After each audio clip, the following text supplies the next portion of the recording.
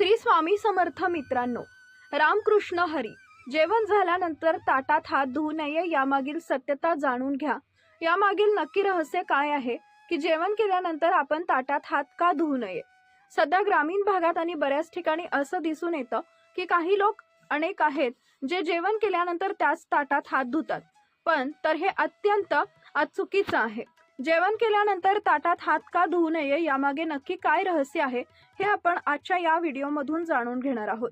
पण व्हिडिओमध्ये पुढे जाण्याआधी माझी तुम्हाला एक छोटीशी विनंती आहे. कृपया आपल्या ASA मराठी चॅनलवरती नवीन आला असाल तर चॅनलला नक्की सबस्क्राईब करा आणि व्हिडिओला एक लाईक करून कमेंटमध्ये जय श्रीकृष्ण नक्की लिहा. एक अत्यंत गरीब माणूस होता.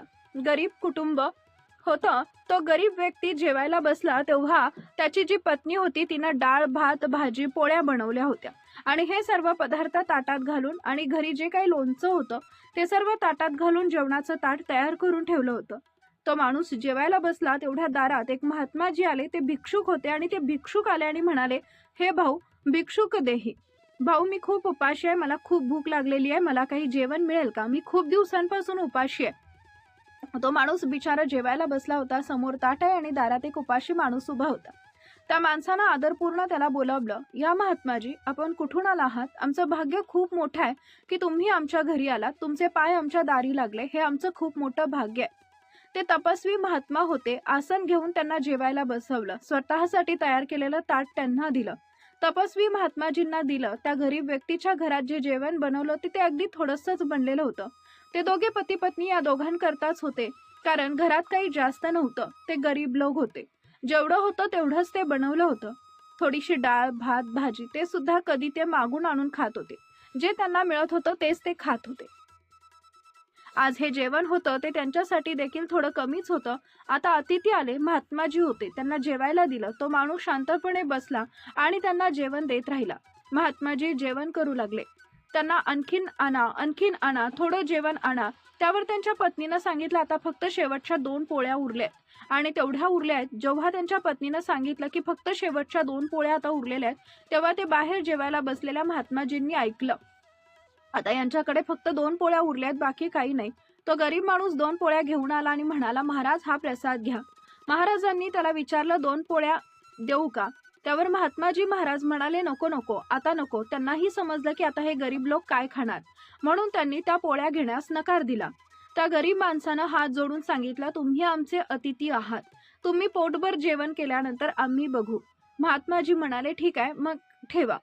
त्यावर पोळी त्यांनी ठेवली आणि दुसरी शिल्लक उरली. त्या महाराजांनी म्हणजेच अतिथी त्यांना डाळ, भात, भाजी खाल्ली. आरामात 5 पोळ्या खाल्ल्या आणि पोटभर खाल्ल्यानंतर आनंदी झाले. 5 पोळ्या खाऊन त्यांचं पोट भरलं आणि ते त्यांच्या मार्गाने निघून गेले.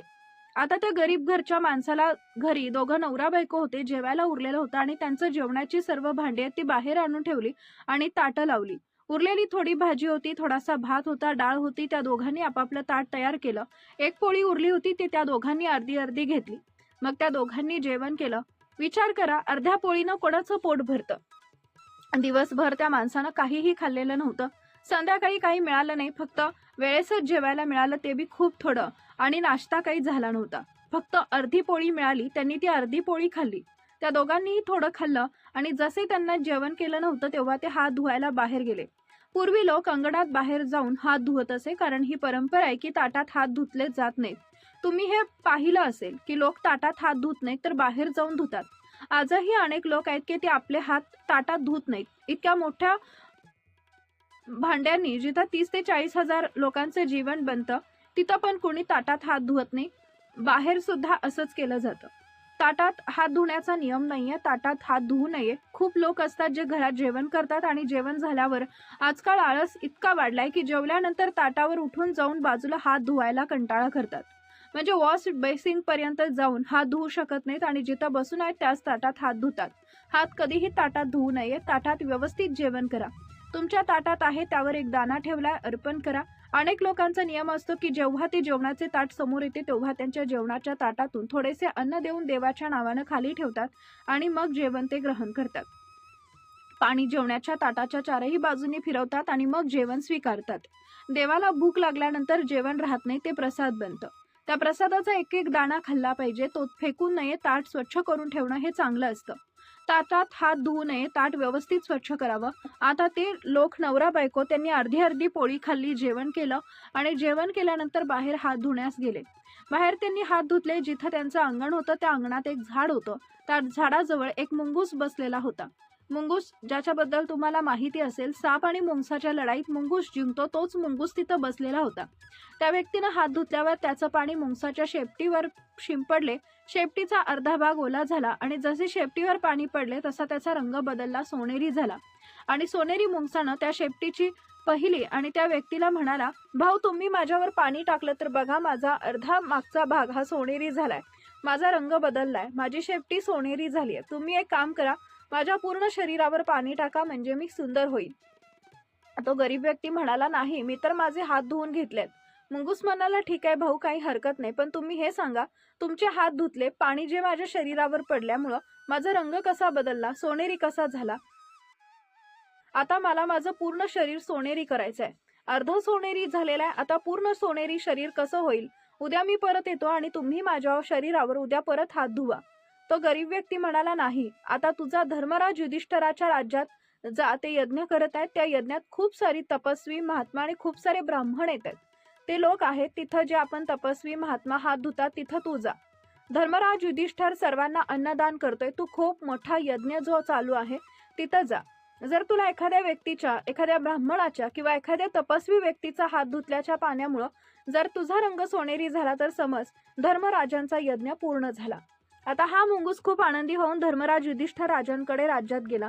तिथं खूप सारे लोक जेवण करत होते, तपस्वी होते, एकापेक्षा एक महात्मा होते आणि ब्राह्मणही होते. जिथं सर्व लोक हात धुत आहेत तिथं मुंगूस जाऊन बसलं. हजारो नथे, लाखो लोकांनी, ब्राह्मणांनी प्रसाद घेतला. सर्वांनी हात धुतले, पण मुंगसाचा रंग काय सोनेरी झाला नाही. आता सर्व लोक जेवण करून दक्षिणा घेऊन ब्राह्मण निघून गेले. यानंतर धर्मराज युधिष्ठिर म्हणाले, पहा, राजाची सभा भरली आहे. त्या राजांच्या सभेत अर्जुन म्हणाला, भीम म्हणाला, पहा, आजपर्यंतच्या इतिहासात एवढं मोठं अन्नदान जितकं आमच्या मोठ्या भावानं धर्मराज युधिष्ठिरांनी केलंय, इतका मोठा यज्ञ कुणीही केलेला नाही, इतकं मोठं अन्नदान कुणीही केलं नाही, इतकं सोने, चांदी, हिरे, मोती जे दान दिले ते इतकं मोठं दान आजवर कुणीही केलं नाही. तेव्हा मुंगूस बोलू लागला, भीम भाऊ, शांत राहा, इथं कुठलाही यज्ञ झाला नाही. यज्ञ तर एक गरीब माणसाच्या घरी झाला होता. भीमानं मुंगसाला बोलवलं आणि विचारलं, तू कोण आहेस? मुंगूस म्हणाला, मी मुंगूस आहे. भीम म्हणाला, मग तुझं शरीर सोनेरी कसं झालं? अर्ध शरीर सोनेरी कसं झालं? मुंगूस, तर असं नसतं, तुझं हे केस सोनेरी चमकत आहेत, असं कसं झालं? त्यानंतर त्यानं सांगितलं, भीम महाराज, जवळच एक गाव आहे, त्या गावात एक गरीब माणूस राहतो, जो खूप श्रद्धा आणि भक्तीनं देवाला मानतो. त्याला जे काही भिक्षामध्ये मिळतं त्याचं जेवण बनवून तो खातो.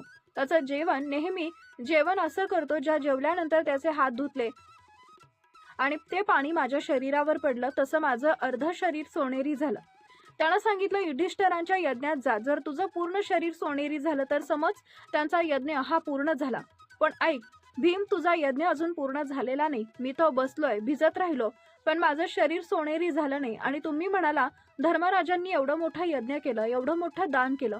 तो गरीब माणूस होता आणि त्याच्या हातातून त्याचा हात धुण्यामुळे माझं शरीर बदललं. एवढंच नाही तर इथं खूप सारे लोक आले, त्यांनी खूप सारं खाल्लं, काहीही झालं नाही. इतक्या ब्राह्मणांनी खाल्लं, काही झालं नाही. आता श्रीकृष्ण त्या सभेत बसले होते. श्रीकृष्ण मंद हसले.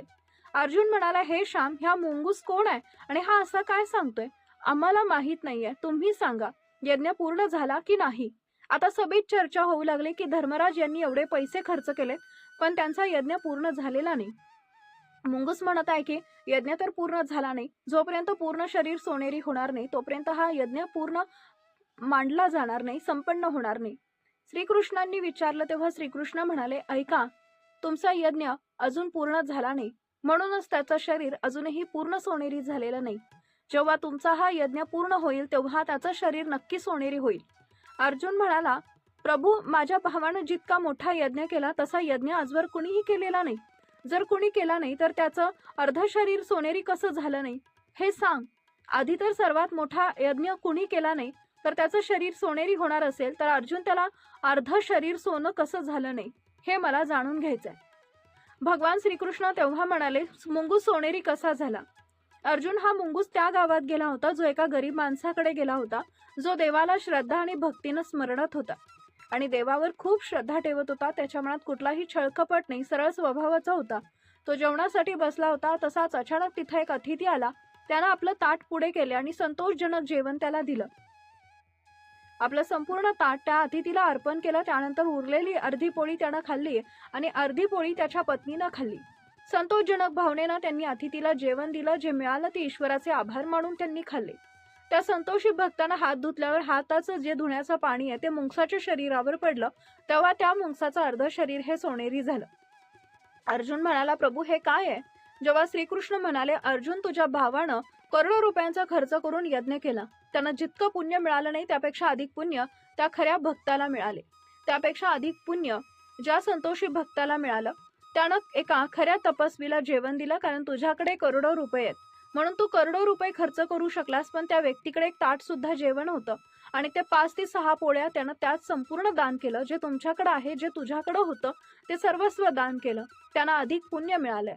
त्याच्या सर्वस्वाच्या नावावर फक्त ताटातील जेवणच त्याची संपत्ती होती, तीच त्याची मालमत्ता होती. अर्जुन म्हणाला, आता याचं संपूर्ण शरीर सोनेरी कसं होईल?